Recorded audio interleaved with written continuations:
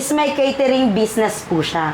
Nakikita niyo po ba ang food cart po natin? Medyo ang mga kabataan ngayon, ang gusto nila, sila ang magiging parang DIY. So ano naman sir yung masasabi mo sa suporta na ibinibigay po ng company po sa inyo? Yes.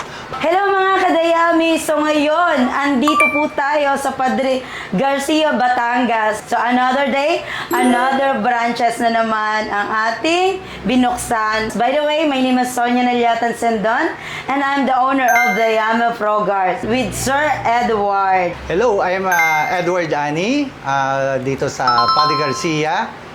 Bali ako ay owner ng mga catering, Harvest Catering, Nasal, and ito nga the Yummy Yogurt natin po na napakabagong-bago. So Sir Edward, saan niyo po ba nakita si Yama Frogart?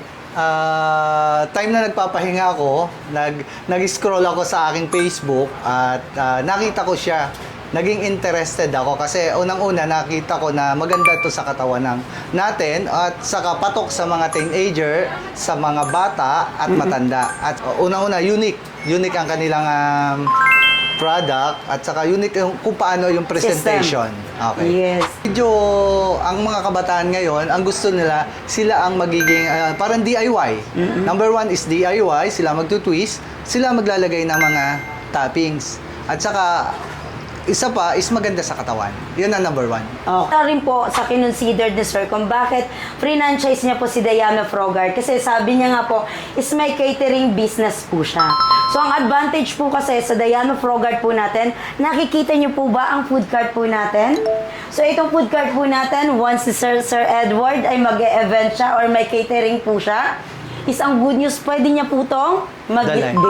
Diba? So may mga pagkain na may dessert pa siya na ipapatikim sa mga magiging guest niya. Okay. May recommend niyo po ba si Yama Frogart? Yes.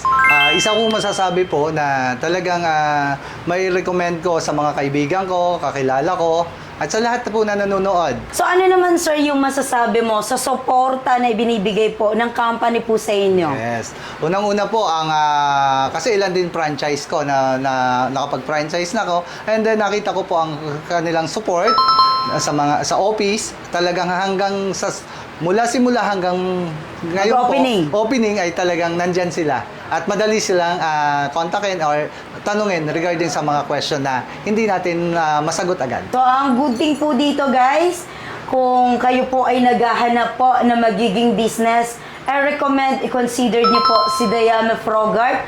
At syempre, kailangan niyo pong ma-secured ang area niyo kasi may reduce lang po tayo. So, ano pang hinihintay niyo? Franchise na!